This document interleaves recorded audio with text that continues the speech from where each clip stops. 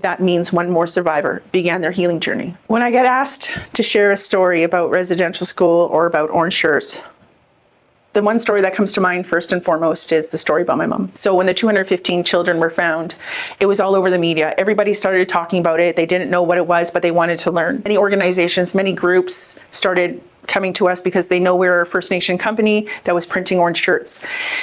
It's really important that we share that we employ survivors, we employ the children of survivors, so it was really meaningful for us to participate in that day. When we started sharing our design that year, there was a group of us that sat around a conference table and we came up with a design that meant something to each and every one of us. We all had input into what went into the design, like we have done every year since. But that year, my mom used to work for me and she had since retired. And when she heard about how busy we were and putting out thousands of orders of orange shirts, she asked if she could help. She was in the back of the warehouse picking and packing orange shirts, putting them in packages.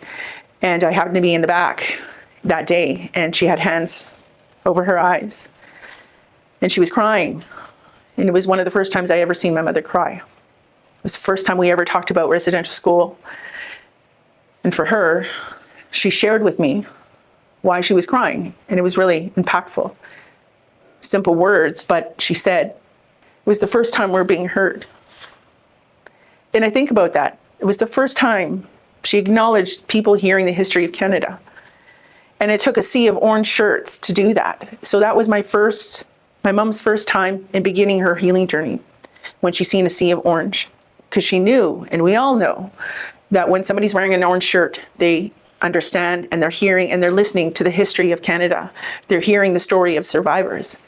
And when you're hurt, you want somebody to hear you, to understand you. And that is what's helping some of these survivors heal. And that's what happened with my mother.